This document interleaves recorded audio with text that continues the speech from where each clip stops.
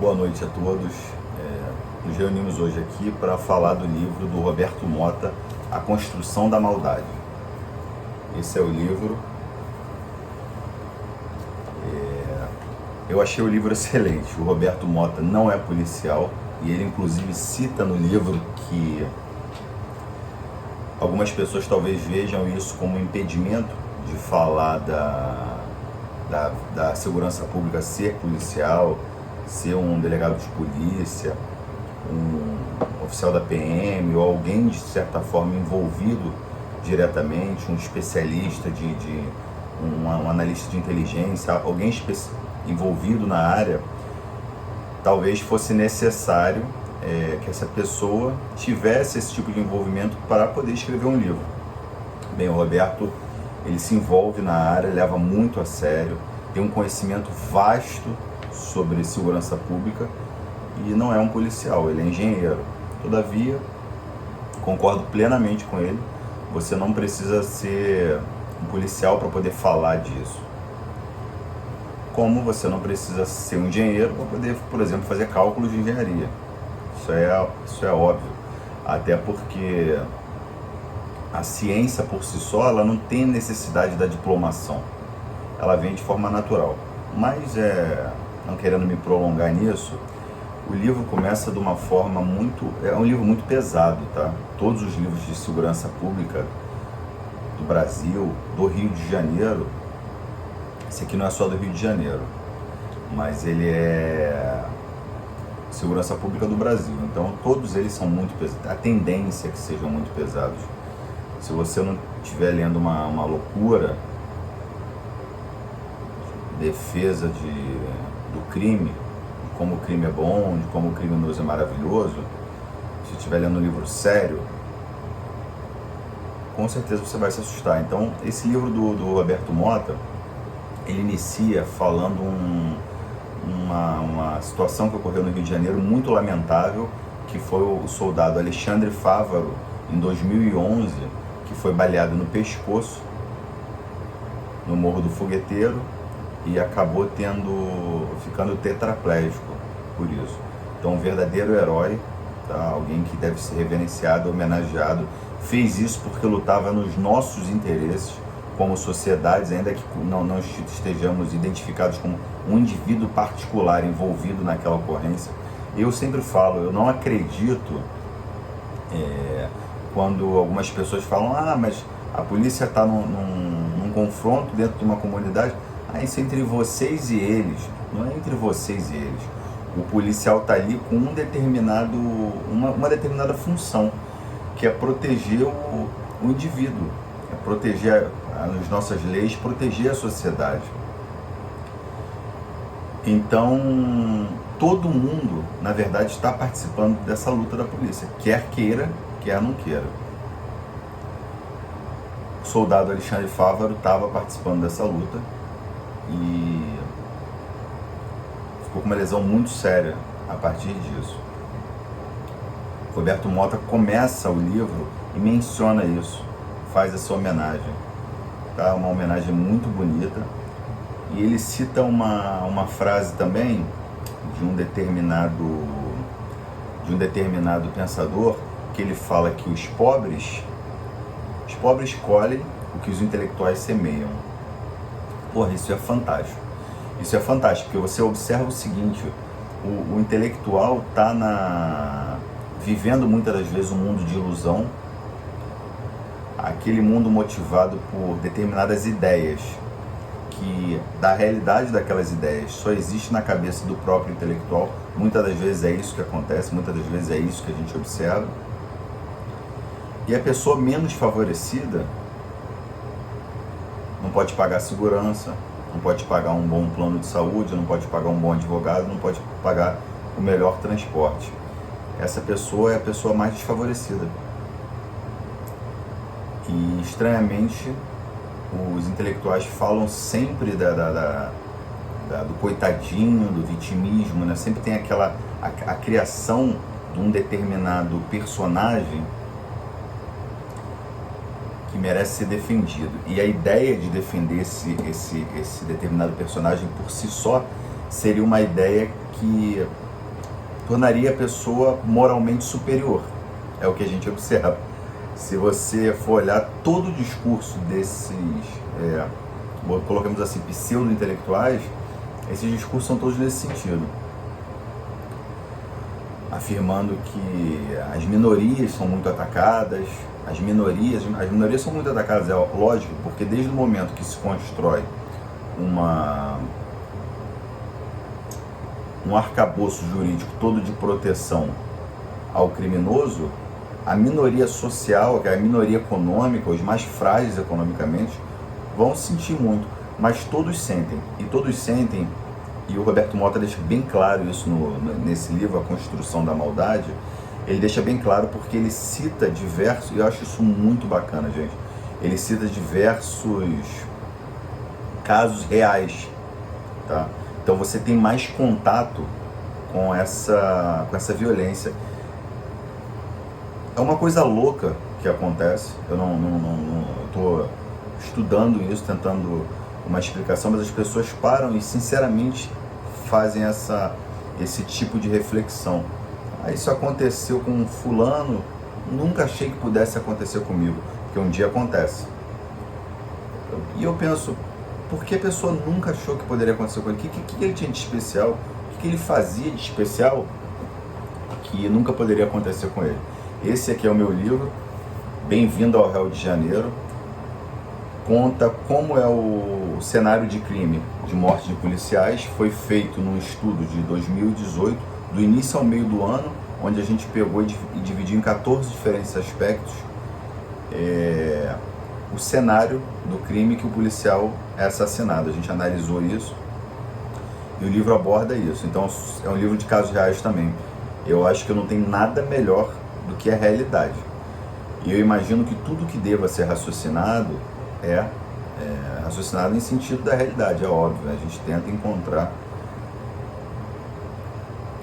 vamos botar assim, um balizamento, e o balizamento tem que ser real, senão a sua ideia passa a existir só dentro da sua cabeça. Então, ele fala que como o cidadão demora, a população demora a perceber o ataque que o sistema faz contra ela.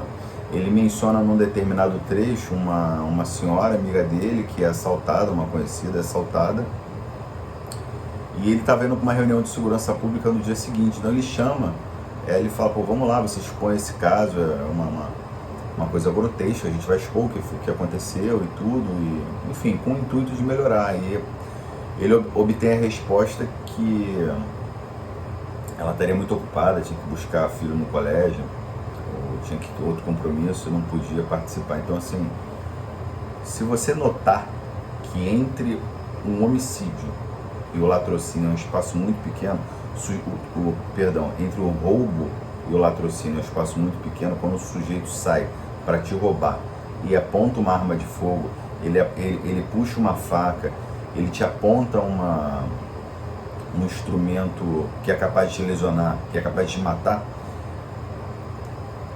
a intenção inicial dele é obter teu bem. Só que a intenção pode mudar a qualquer momento e a sua condição de ser vivo também pode mudar a qualquer momento. Ele pode te matar. Aí tem um discurso que existe que é não reaja, não entregue tudo e tal. O Roberto fala desse pacifismo louco. Eu acho que ele chega a abordar essa parte, ainda que de uma forma breve, mas ele discorre muito. Tem uma metáfora que é feita de lobos, cães pastores e ovelhas. O cidadão comum seria a ovelha, o policial seria o cão pastor e o criminoso é o lobo, que vem devorar a ovelha. Então ele vai batendo nessa parte também, que a nossa responsabilidade, me parece que ele tenta colocar isso, que a nossa responsabilidade não é a responsabilidade de que o criminoso é nossa culpa, o criminoso é a sociedade que é responsável pelo crime, não dessa forma. Ele coloca que quando você deixa de se importar com o outro, quando você deixa de se importar consigo mesmo, você não procura participativamente de uma solução para isso, aí sim você é responsável. Então eu achei sensacional as formas como ele expôs isso. Ele fala também do perigo da legalização das drogas. Ele fala que isso é um tiro pela culatra, que isso vai destruir a gente, não só como sociedade, falando de um aspecto moral, mas ele demonstra que economicamente isso vai estimular mais ainda o crime, né? Ele faz uma ponderação muito interessante aqui, muito fantástica, de que o crime é na verdade algo que economicamente favorece o indivíduo.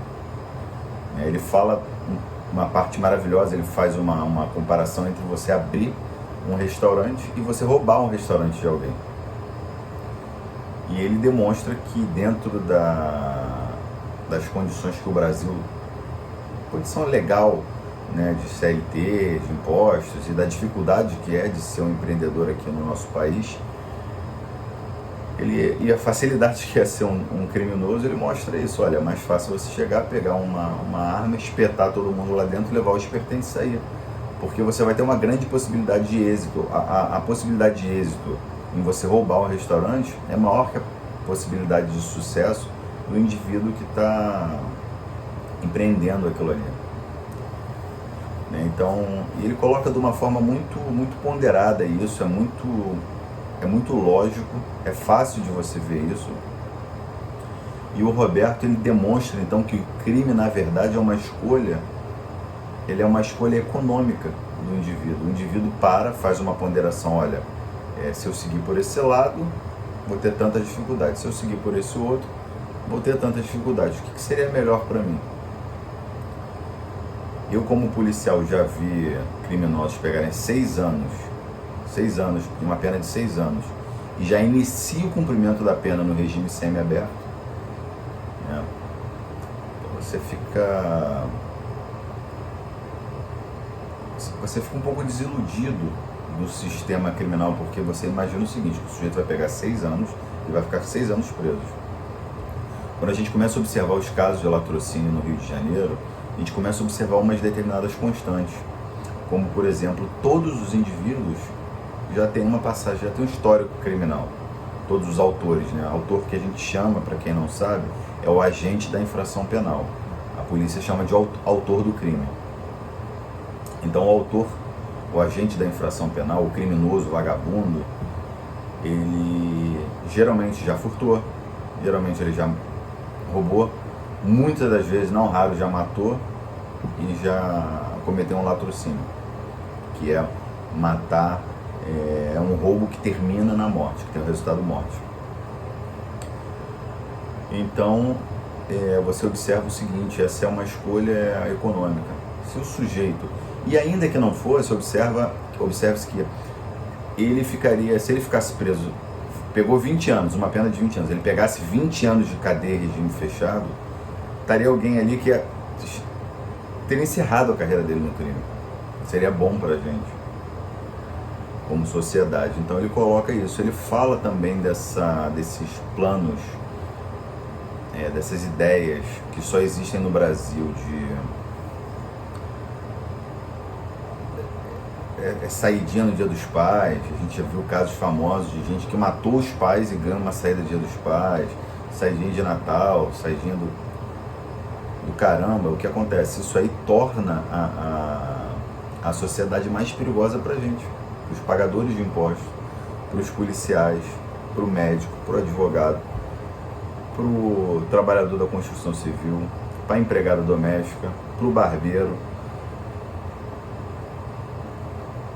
Você está numa época que você tem que passar um tempo com a sua família, de diversão, de você desestressar, de você poder curtir alguma coisa. Saiba que a estrutura jurídica que mantém ou que deveria manter uma proteção para você está liberando uma série de pessoas perigosíssimas para curtirem essa época festiva junto com você. Então olha que maravilhoso isso. O Roberto aponta isso no livro dele. O Roberto também fala no início do livro um fato muito interessante, que é de um assalto que ele sofreu em 73, 1973. Ele tinha, parece que 5 anos de idade, então roubaram ele. Então ele fala que fica um pequeno trauma de ele sempre dobrar o dinheiro, quando sai de casa, dobrar o dinheiro e esconder. Então você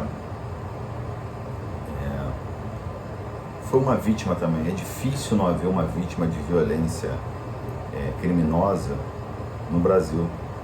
É muito difícil.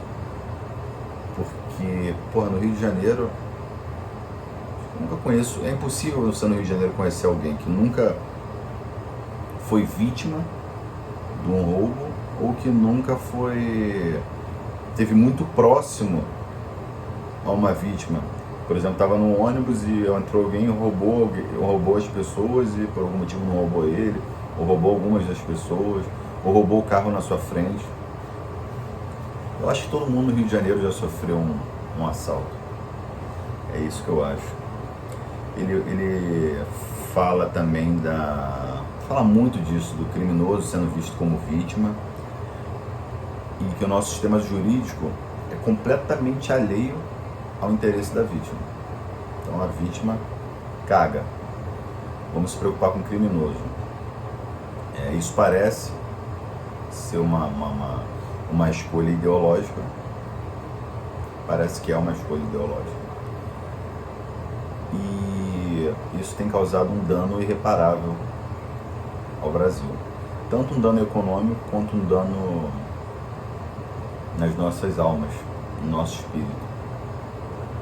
Então o livro dele é maravilhoso. É um clamor justamente por uma condição melhor de vida para o brasileiro. O cara já morou em outros lugares, já morou nos Estados Unidos, já montou empresa nos Estados Unidos. Então assim, ele teve um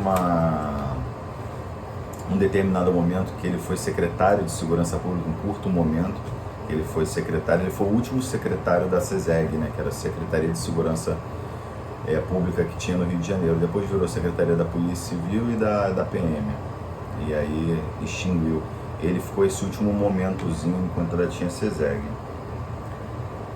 Então ele fala que o crime é um fenômeno cultural. O livro é esse, tá? A Construção da Maldade, como ocorreu a destruição da segurança pública brasileira. Muito bom, recomendo. É uma leitura, vamos botar assim, pesada na questão do tema que é abordado, mas ela é leve porque é uma construção literária muito dinâmica. Então o livro são mais de 200 páginas, em torno de 200 páginas, mas se você